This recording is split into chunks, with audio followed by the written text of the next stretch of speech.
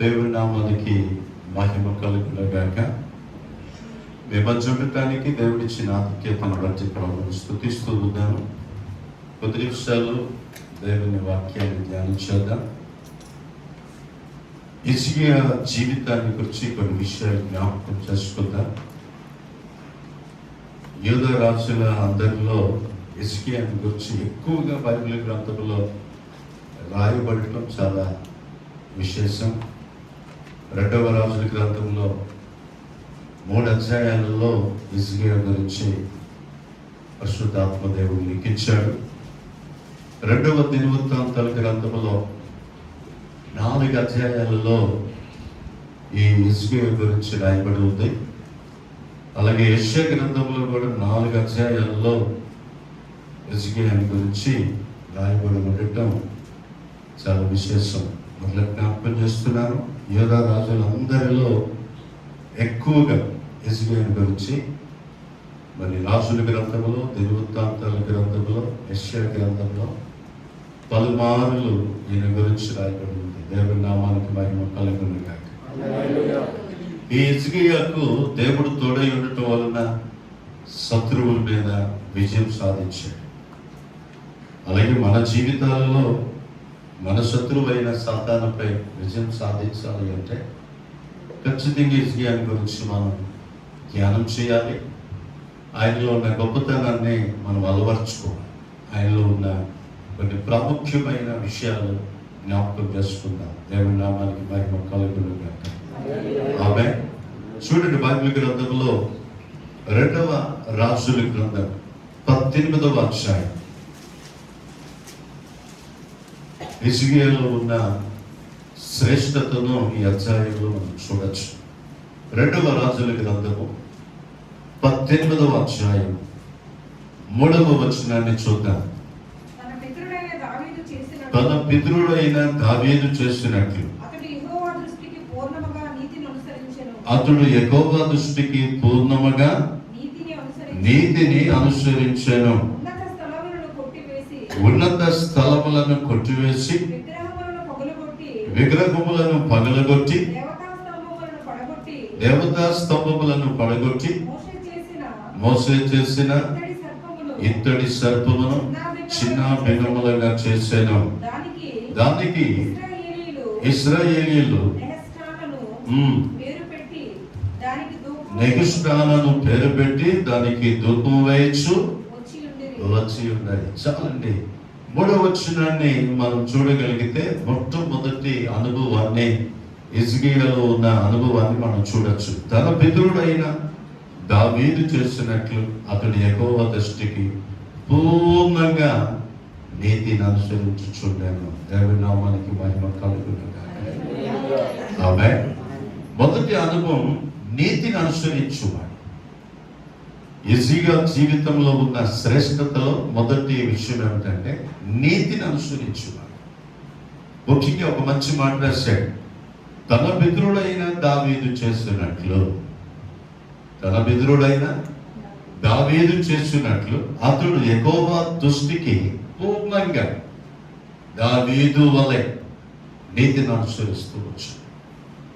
మన జీవితాల్లో కూడా నీతిని అనుసరించే వారంగా మనం ఉండాలి అంటే మన యొక్క పితరులను ఒక మాదిరిగా మనం చేసుకోగలిగాం. తన పితరుడైన దావీదు దేవుణ్ణి ప్రేమించినట్లు, నీతిని అనుసరించినట్లు దావీదు ఎలా ఉన్నాడో ఆ విధంగా హిజ్కియా కూడా ఆ విధంగా నడుచుకున్నాడు. ఇప్పుడు మనకు ముందు మాదిరి మన పితరులే. మనకు ముందుగా కాలం చేసిన వారు, మనకు ముందుగా దేవుని యొక్క అడుగు జాడలలో నడిచిన వారిని మాదిరిగా పెట్టుకోవాలి. స్తోత్రం చెప్తామా? చాలా మంది ఫిజికల్గా అనుసరిస్తారు. ఫిజికల్గా కాదు, స్పిరిచువల్గా వారి యొక్క లైఫ్ మనం అనుసరించాలి. వారు ఎలా మాట్లాడతారో అలా మాట్లాడటం, వారు ఎలా చూస్తారో అలా చూడటం, ఎలా పాడుతారో అలా పాడటం, ఎలా బోధిస్తారో అలా బోధించటం, అది కాదు మనం నేర్చుకోవాల్సింది. దావీదు దేవుణ్ణి అనుసరించాడు. దావీదు పూర్ణంగా దేవుని దృష్టికి నీతిని అనుసరించాడు. ఆ విధంగా హిజ్కియా కూడా దావీదు లాగానే నీతిని అనుసరిస్తూ వచ్చాడు. అంటే మన పితరుల యొక్క మాదిరికరమైన జీవితం, ఆత్మ సంబంధమైన జీవితాన్ని అనుసరించాలి. విచారకరమైన సంఘటన ఏమిటంటే అవుట్వర్డ్ అపియరెన్స్ నేర్చుకుంటుంది. ఆయనలాగా నడవడం, ఆయనలాగా మాట్లాడటం, అది కాదు. ఆధ్యాత్మిక జీవితంలో ఉన్న ప్రాముఖ్యతను మనం ఎరగాలి. మన పితరులను మనం ఏం చేయాలి? అనుసరించాలి.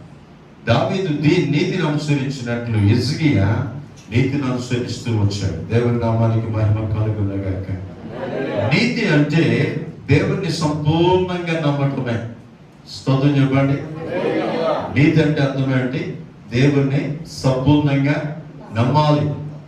బైబిల్ సాక్ష్యం ఇస్తుంది, అబ్రహాము దేవుని నమ్మాను, అది అతనికి నీతిగా ఎంచబడిన.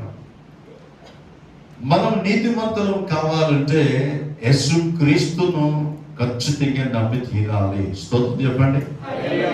రోమపత్రిక 3వ అధ్యాయం.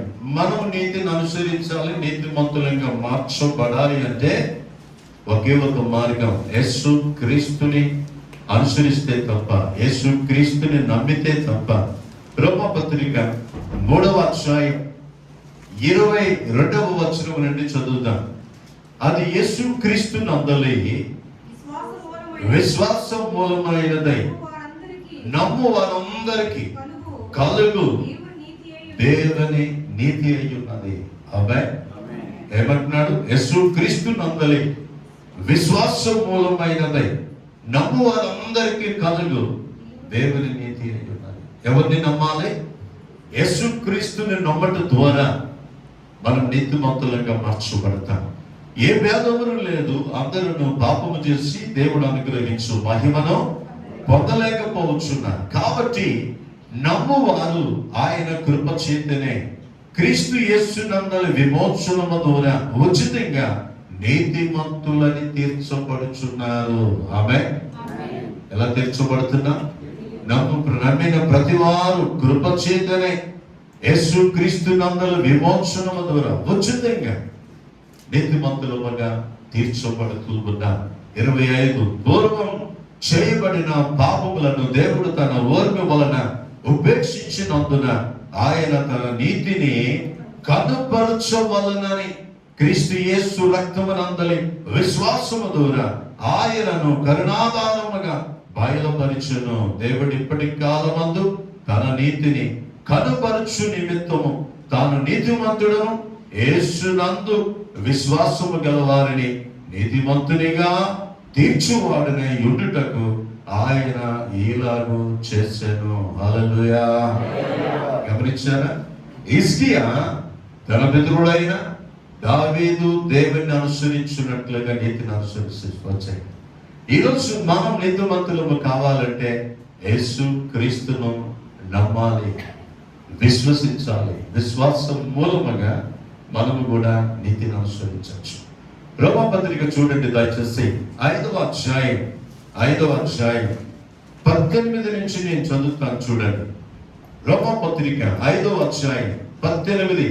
కాబట్టి తీర్పు ఒక అపరాధ మూలమున వచ్చినదే మనుషులందరికీ శిక్షావిధి కలుగుటకు ఎలాగూ కారణమాయనో అలాగే ఒక్క పుణ్య కార్యము వలన కృపాదానము మనుషులందరికీ జీవప్రదమైన నీతి విధింపబడుటకు కారణమాయను. చేతులెత్తి ప్రభుని స్తుతిద్దాం. ఒకడు చేసిన పాపాన్ని బట్టి మరణం ఎలాగైతే సంప్రాప్తమాయనో ప్రభువైన యేసుక్రీస్తు వారి యొక్క త్యాగం, ఆయన చిందించిన రక్తం మూలముగా ప్రతి మనుష్యుడు, పాపి అయిన ప్రతి మనుష్యుడు నీతిమంతునిగా తీర్చబడుతున్నాడు. చేతులెత్తి ప్రభుని స్తుతిద్దాం. 19వ వచనం చదువుతున్నా. యాలయనగా ఒక మనుష్యుని అవిధేయత వలన అనేకులు పాపులుగా ఎలాగూ చేయబడినో అలాగే ఒకని విధేయత వలన అనేకులు నీతిమంతులుగా చేయబడుదురు. ఆమేన్. గమనించారా? అవిధేయత వలన కలిగే నష్టం, విధేయత వలన కలిగే లాభం చూడగలిగితే అక్కడ నీతి అనేది అలవర్చుకోగలరు. హిజ్కియా జీవితంలో ఉన్న ఏమంటే చాలా ప్రాముఖ్యమైన శ్రేష్టమైన విషయాలు ఉన్నాయి. అందులో మొదటిది అతడు నీతిని అనుసరిస్తూ వచ్చాడు. ఇంకా తేటగా బైబిల్ గ్రంథాన్ని చూడగలిగితే కొరింథీ పత్రిక అండి, మొదటి పత్రికలో 15వ అధ్యాయం ఈ నీతిని గురించి మనం ఆలోచిస్తే 34వ వచనం, నీతి ప్రవర్తన గలవారై మేల్కొని పాపము చేయకుడి, దేవుని గుర్చిన జ్ఞానం కొందరికి లేదు, మీకు సిగ్గు కలుగుటకై ఇట్లు చెప్పుచున్నాను. ఏ ప్రవర్తన మనం కలిగి ఉండాలి అంటే అర్థం, పాపం అనేది మనం చేయకూడదు. నీతిని అనుసరించే వారంగా, నీతి ప్రవర్తన గల వారమై. ఇంకా ముందున్న పాఠాల్లో హిజ్కియా గురించి నేర్చుకునేటప్పుడు నిజంగా ఇతడు నీతిమంతుడు, నీతిని అనుసరించాడు అనటానికి చాలా ఆధారాలు ఉన్నాయి. ఒక్కొక్క వారం ఒక్కొక్క ఎపిసోడ్ మీ ముందు ఉంచాలని ఆశపడుతూ ఉన్నాను. ముఖ్యంగా ఏ ప్రవర్తన మనం కలిగి ఉండాలి? నీతి ప్రవర్తన గలవారమై. అది రాయబడిన మాటలోనే చూస్తే పాపము చేయకూడి మేల్కోవాలి, నీతిని అనుసరించాలి, పాపం అనేది చేయకూడదు, పాపం మన మీద ఏలుబడి చేయకూడదు. ఆ రీతిగా మన పితరులను మనం అనుసరిస్తే, లేక ప్రభువైన యేసుక్రీస్తుని మనం అనుసరిస్తే తప్పక నీతిని అలవర్చుకోగలం. ఒక మంచి సాక్ష్యం చూద్దాం బైబిల్ గ్రంథంలో. లూకా గ్రంథకర్త 1వ అధ్యాయంలో భార్య భర్తలు ఇద్దరిని మనకు పరిచయం చేస్తూ ఉన్నాయి. ఒక దంపతులను చూడండి. 1వ అధ్యాయం లూకా 6వ వచనం, వీరిద్దరూ ప్రభు యొక్క సకలమైన ఆజ్ఞల చొప్పున న్యాయ విధుల చొప్పున నిరపరాధులుగా నడుచుకొనుచు దేవుని దృష్టికి నీతిమంతులై ఉండిరి. హల్లెలూయా. ఎలా ఉన్నారు? ఏమంటే దేవుని దృష్టికి నీతిమంతులై ఉండిరి. ఎవరు వీరిరువురు? జకరియా, ఎలిజబెత్. ప్రభు యొక్క సన్నిధిలో మనం కూడా ఆ దప్పిక దాహం మనం కలిగి ఉంటాం. పరిశుద్ధాత్ముడు మంచి మాట రాశాడు, సకలమైన ఆజ్ఞల చొప్పున నడిచారు, న్యాయ విధుల చొప్పున నడిచారు, నిరపరాధులుగా నడిచారు. మరి ముఖ్యంగా దేవుని దృష్టికి నీతిమంతులుగా. ఆ సాక్ష్యం మనం కలిగి ఉంటే తప్ప ఏమంటే ప్రయోజనం ఉండదు మన భక్తిలో. ఆ గ్రహింపుతో కూడిన భక్తి మనం చేయాలి. ఆచారపూర్వకంగా ఏదో కొన్ని సత్కార్యాలు చేస్తున్నాం, ఇదే నీతి అని భ్రమ చెందుతూ ఉన్నారు. పాపము లేని స్థితి. ఏమంటే ఇక్కడ నిరపరాధులుగా సకల ఆజ్ఞలు గైకొనేటప్పుడు తప్పకుండా మనం అంతకంతకు నీతిలో వర్ధిల్లుతూ ఉంటాం. దేవుని నామానికి మహిమ కలుగును గాక. మొదటి సమూయేలు గ్రంథం 18వ అధ్యాయానికి వెళ్తే 14, 15 వచనాలను కూడా ఏమంటే ఒక మంచి అనుభవం దావీదు జీవితంలో నుంచి మనం నేర్చుకోవచ్చు. మొదటి సమూయేలు గ్రంథం 18వ అధ్యాయం 14వ వచనం, దావీదు సమస్త విషయములలో సుబుద్ధి కలిగి ప్రవర్తింపగా యెహోవా అతనికి తోడుగా ఉండెను. స్తోత్రం చెప్పండి. ఎలా బ్రతికాడు? సుబుద్ధి కలిగి.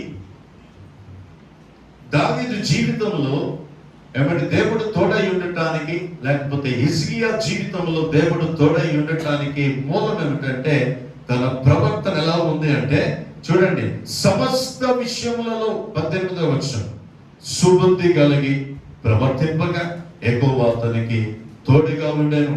15 చదువుతున్నా, దావీదు మిగిలిన సుబుద్ధి గలవాడే ప్రవర్తించుట సౌలు చూచి మరీ అధికముగా అతనికి భయపడేను.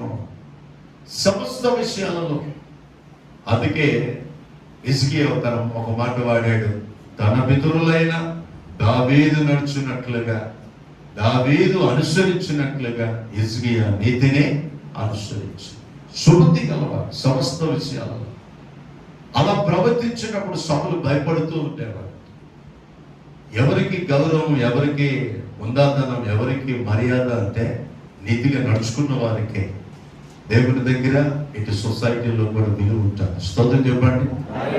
ఖచ్చితంగా మనం మన పితరులను, మన ముందున్న నాయకులను, మన ముందున్న బోధకులను, పరిశుద్ధులను మనం అనుసరిస్తూ ఉంటాం. ఒక మాదిరిగా మనం చేసుకోగలగాలి. హల్లెలూయా. చూడండి దయచేసి 24వ అధ్యాయం ఇదే బుక్ లో, ఇదే పుస్తకంలో, మొదటి సమూయేలు గ్రంథం 24:16 నుంచి చదువుకుంటారు. 16 నుంచి దావీదు ఈ మాటలు సౌలుతో మాట్లాడి సాలింపగా, సౌలు దావీదా, నాయన ఈ పలుకు నీదేనా అని బిగ్గరగా ఏడ్చి దావీదుతో ఇట్లా నేను, యెహోవా నన్ను నీ చేతికి అప్పగింపగా నన్ను చంపక విడిచినందుకు ఈ దినమున నీవు నా అపకారమునకు ఉపకారం చేసిన వాడవై నా ఎడల నీకున్న ఉపకార బుద్ధిని వెల్లడి చేస్తువు గనుక నీవు నాకంటే నీతి పరుడవు. స్తోత్రం చెప్పండి. గమనించారా? ఇందాక సుబుద్ధి కలిగి ప్రవర్తించును అని చూసాం. సుబుద్ధి అంటే ఏమిటి? హాని చేయటం కాదు, కీడు చేయటం కాదు, అపకారమునకు ఉపకారం చేసే స్వభావమే నీతి అంటున్నాడు. ఆయన నీతిమంతుడురా అని కొంతమంది కొందరి గురించి సాక్ష్యం చెప్తూ ఉంటారు. ఆయన బాధపడుతూ, గాయపరచబడుతూ, నిందించబడుతూ తిరిగి మరలా ఎవరిని ఒక్క మాట కూడా అనడు. అందుకే తీర్పు తీర్చిన యేసు ప్రభుని అన్యాయ తీర్పు తీర్చుతున్నప్పుడు పిల్లలు అన్నాడు, ఈయన నిజంగా నీతిమంతుడు, ఈయన జోలికి నేను పోను. ఎవరైనా మనం ఆరాధిస్తున్న దేవుడు ఎవరు? నీతిమంతుడు. ఆ నీతిమంతుని మనం అనుసరిస్తే ఆ నీతిని మనం అలవర్చుకోగలం, లేకపోతే సాధ్యపడదు. ఇప్పుడు సౌలు అంటున్నాడు, నాయన అపకారమునకు ఉపకారం చేసే నీ స్వభావమును బట్టి నీవు నిజముగా నీతిమంతుడు. మన క్రియాపూర్వకముగా మన జీవితాన్ని కనుపరచగలగాలి. చూడండి, నాకంటే, ఆ మాట అండర్లైన్ చేయండి, నీవు నాకంటే 18వ వచనం ఆఖరి మాట, నీతిమంతుడు. 19 చదువుతున్నా, ఒకరికి తన శత్రువు దొరికిన ఎడల మేలు చేసి పంపివేయనా? ఒక ప్రశ్న. శత్రువు దొరికిన ఎడల బ్రతికిస్తాడా? చంపడా? చంపకుండా పంపివేస్తాడా? పంపివేయనా? ఎంత అద్భుతం, ఎంత ఆశ్చర్యం. నీతికున్న ప్రత్యేకత అదే. హిజ్కియా నీతిని అనుసరిస్తూ వచ్చాడు. ఆమె ఇక్కడ సౌలు అడుగుతున్నాడు, ఒకరికి తన శత్రువు దొరికిన ఎడల మేలు చేసి పంపివేయనా? ఈ దినమున నీవు నాకు చేసిన దానిని బట్టి యెహోవా ప్రతిగా నీకు మేలు చేయునుగాక. ఆమె చెప్పండి బిగ్గరగా, ఆమె. గమనించారు? సౌలు అంటున్నాడు, నీవు చేసిన దానికి దేవుడే నీకు మేలు చేయునుగాక. ఆమె. మనం ఇలా చేస్తే ఏంటి లాభం అని మనం అనుకుంటాం. నా శత్రువుని వదిలేయాలా? నా శత్రువుకి నేను మేలు చేయాలా? కీడు చేసేవానికి నేను మేలు చేయడమా అని మనం తలుస్తూ ఉంటాం. నీతికున్న ప్రత్యేకత ఏంటి తెలుసా? అపకారమునకు ఉపకారం. అందుకు ప్రతిఫలం ఏమిటంటే యెహోవా ద్వారా, దేవుని మూలంగా. గమనించారా? ఎన్నో విషయాలు మనం ఈ భక్తుల జీవితాల్లో నుంచి నేర్చుకోవాల్సి ఉంది. అందుకే యుగాంతమంతున్న మీకు బుద్ధి కలుగుటకే ఈ గ్రంథం రాయబడి ఉన్నది అని బైబిల్ సెలవిస్తుంది. దయచేసి చూడండి, 20వ వచనం చదువుతున్నానండి. 24వ అధ్యాయం 20వ వచనం, నిశ్చయముగా నీవు రాజు వగదువని. స్తోత్రం చెప్పండి గట్టిగా. నిశ్చయముగా నీ సుబుద్ధిని బట్టి, నీ ప్రవర్తనను బట్టి రాజు వగదువని, ఇశ్రాయేలు రాజ్యము నీకు స్థిరపరచునని నాకు తెలియదు. స్తోత్రం చెప్తామా? ఎప్పుడు ఆశ్రయింపబడతాం? ఎప్పుడు హెచ్చింపబడతాం? దేవుడు ఎప్పుడు హెచ్చిస్తాడు? దేవుడు ఎప్పుడు హిజ్కియాకు తోడై ఉంటున్నట్లు మనకి తోడై ఉంటాడు. మన శత్రువుల మీద హిజ్కియాకు విజయం ఇచ్చినట్లు మనకెప్పుడు విజయం లభిస్తుంది? నీతి ప్రవర్తన గలవారమే ముందుకు వెళ్ళేట. నిశ్చయముగా నువ్వు రాజు అవుతావు, నీ రాజ్యము స్థిరపరచబడుననియు. ఆమె. గమనించారా? స్థిరత్వం అనేది దేవుని దగ్గర నుంచి వస్తాయి. నువ్వు స్థిరపడాలి అంటే, నీ కుటుంబం స్థిరపడాలి అంటే నీతిని మన పితరులు అనుసరించినట్లు, మన పెద్దలు అనుసరించినట్లు, మన నాయకులు అనుసరించినట్లు అనుసరిస్తూ రావాలి. నీతి ప్రవర్తన గలవారమే ఉదయకాలం దేవుని సన్నిధిలో నిలిచి ఆరాధించగలగాలి. గమనించారు? మన సుబుద్ధి దేవుడు అంగీకరించాలి, మన ప్రవర్తన దేవుడు అంగీకరించాలి, మన నడవడిక. నేను అంటాను, అన్య జనుల్లాగా ప్రవర్తిస్తే అది క్రైస్తవ్యం కాదు. ప్రత్యేకింపబడిన జీవితం ఉండాలి. ముగింపుకు వస్తున్నా, టైం లేదు. దయచేసి చాలా సంఘాలకు వెళ్ళాలి, 4-5 సంఘాలు చూడాలి. త్వరగా వెళ్ళిపోదాం. 1 సమూయేలు గ్రంథం చూసాం, 24వ అధ్యాయం చూసాం. యోహాను పత్రిక చూడండి దయచేసి. యోహాను పత్రిక, మొదటి పత్రిక 2వ అధ్యాయం, మొదటి పత్రిక 2వ అధ్యాయం 29వ వచనం, ఆఖరి వచనం చదువుతున్నా.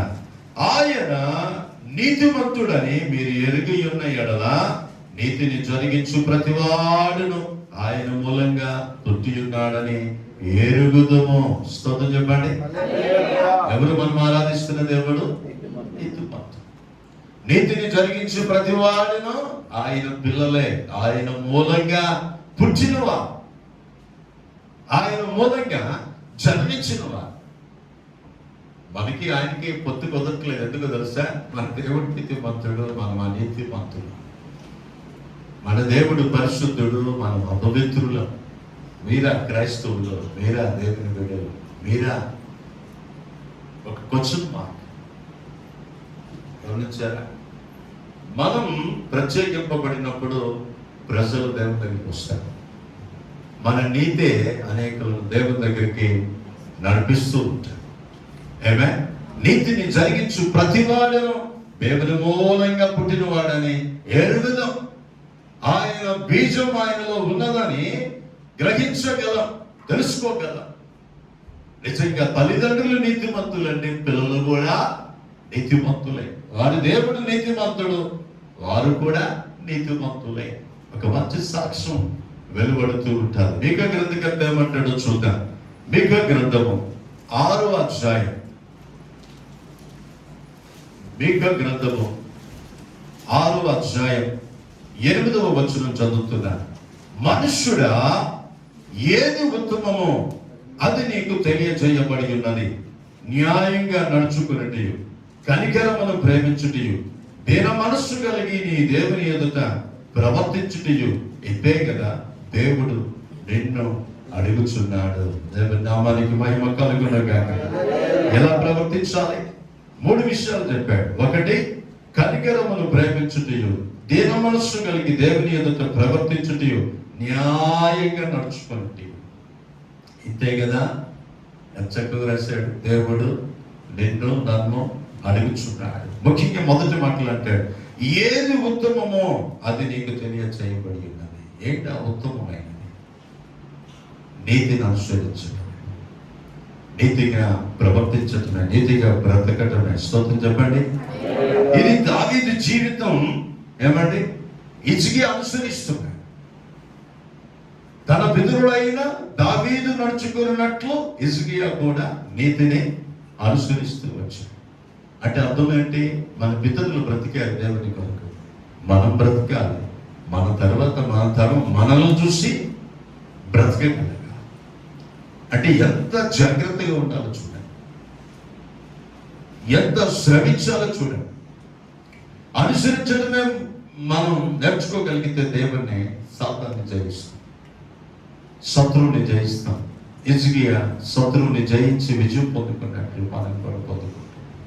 అట్టి కృప దేవాది దేవుడు మనకు అనుగ్రహించును గాక. ఆమె కళ్ళు మూసుకున్నట్లయితే నెక్స్ట్ వీక్ విగ్రహములను పడగొట్టేను అని మనం చూసాం. వచ్చే వారు నేర్చుకుందాం. ఏమిటి ఆ విగ్రహాలు? నీతిని అనుసరించేవారు విగ్రహాలను ప్రతిష్ఠిస్తారా? విగ్రహాలను పూజిస్తారా? ఆ విగ్రహం అంటే ఏమిటి అసలు? ఆ ఉన్నతమైన విగ్రహములన్నీ పడద్రోష్యను అని రాయబడి ఉంది యేసయ్య గురించి. వచ్చేవారు మనం నేర్చుకోబోతున్నాం. మొదటిగా హిజ్కియాలో ఉన్న శ్రేష్టత ఏమిటంటే నీతిని అనుసరించుట. దేవుని సంగమా, యేసుక్రీస్తుని పరిపూర్ణంగా నమ్మటమే నీతి. అబ్రహాము దేవుని నమ్మాడు, అది అతనికి నీతిగా ఎంచబడ్డాడు. అవును, విశ్వాసం మూలముగా నీతిమంతులమని తీర్చబడుతుంది. సుబుద్ధి కలిగి దావీదు ప్రవర్తించున్నట్లు హిజ్కియా ప్రవర్తించాడు. అపకారములకు ఉపకారము చేయటమే నీతి ప్రవర్తన కలిగి బ్రతకటం, నీతిని అనుసరించటం. శత్రువును సహా చంపకుండా విడిచిపెట్టాడు, దానినే నీతి అంటారు. సకలమైన ఆజ్ఞల చొప్పున జకరియా ఎలిజబెతులు నడిచి దేవుని దృష్టికి నీతిమంతులని పేరు పొందుకున్నారు. సుబుద్ధి కలిగి ప్రవర్తించాడు కనుక దావీదు సౌలు అంటున్నాడు, నీవు నిజంగా నీతిపరుడు, నీ ఒక్కడవే నీతిమంతుడు అని సాక్ష్యం పొందాడు. ఈరోజు మన నీతి ఎలా ఉన్నది? మనము నీతిని అనుసరిస్తున్నామా? శత్రువుకు మేలు చేయగలుగుతున్నామా? పగబట్టే వారికి మేలు చేయగలుగుతున్నామా? గాయపరిచే వారికి మేలు చేయగలుగుతున్నామా? చంపాలని చూసే సౌలును చంపకుండా విడిచిపెట్టేశాడు. శత్రువు నీకు దొరికినప్పుడు చంపకుండా విడిచిపెట్టేదవా అని సౌలు అడుగుతున్నాడు. అంటే నీవే నీతిమంతుడు. మన జీవితాలలో ఉత్తమమైనది మనకి తెలుసు. దేవుడు మనకి బయలుపరుస్తూనే ఉంటాడు. ఏది చేయాలో ఏది చేయకూడదో కూడా మనకి తెలుసు. కానీ తొట్టిల్లతో తప్పిపోతూ అనీతిమంతులుగా ఉంటుంది. మన ముందున్న నాయకులను మనం అనుసరించలేకపోతున్నాం. తన పితరుడైన దావీదు దేవుని దృష్టికి పూర్ణంగా నీతిని అనుసరించినట్లుగా హిజ్కియా కూడా దావీదు వలె దేవుని అనుసరిస్తూ వచ్చాడు. ఏదో పేరుకు బ్రతికేస్తున్నాం క్రైస్తవులముగా. మార్పు లేని జీవితాలు, దేవుని భయం లేని జీవితాలు, అపకారములకు ఉపకారం చేయలేకపోతున్నాం. కీడుకు ప్రతి కీడు ఎవరికైనా చేయవద్దు అని బైబిల్ బోధిస్తుంది. ఇంకా ఈ మానవ స్వభావము మన జీవితంలో నాశనము కాలేదు. మనుషుని యొక్క నైజం కీడుతలు పెట్టడం. దేవుని సంగమం నీతిని అనుసరిద్దాం. యేసు క్రీస్తును నమ్మినప్పుడే, విశ్వాసం మూలంగానే నీతిమంతులుగా తీర్చబడతాం. ఒక మంచి సుబుద్ధి కలిగిన దావీదులాగా మన జీవితాలను మార్చుకుందాం. హిజ్కియా లాగా నీతిని అనుసరిద్దాం. జకరియా, ఎలిజబెత్ లాగా నిరపరాధులముగా దేవుని దృష్టికి నీతిమంతులుగా బ్రతుకుదాం. పరమ తండ్రి, నీ సన్నిధిలో హిజ్కియా జీవితాన్ని నేర్చుకోవటానికి యూదా రాజులందరిలో ఎక్కువగా హిజ్కియాని గురించి మీరు నీ గ్రంథంలో లిఖించారు. మీకు వందనాలు. ఈ దినాన్న ఆ భక్తుల్ని మేము ధ్యానం చేయటానికి, హిజ్కియా జీవితాన్ని క్లుప్తంగా ధ్యానించడానికి, జ్ఞాపకం చేసుకోవటానికి, ఆయనలో ఉన్న శ్రేష్టతను, కొన్ని విషయాలను మేము గ్రహించడానికి కృపనిచ్చారు. ఆశపడుతున్నాం నీతిని అనుసరించాలి, నీతిమంతులంగా బ్రతకాలని నిన్ను విశ్వసించిన వారంగా ప్రార్థిస్తున్నాం. అయ్యా, నిన్ను నమ్మిన వారముగా ప్రార్థిస్తున్నాం. ఆ నీతిని మేము అలవర్చుకొని సుబుద్ధి కలిగి ప్రతి క్షణము బహు జాగ్రత్తగా మా జీవనాన్ని కొనసాగించే కృపలను కలిగించండి. వాక్యం అందరిలో ఫలింపచేయండి, ఆశీర్వదించండి, దీవించండి.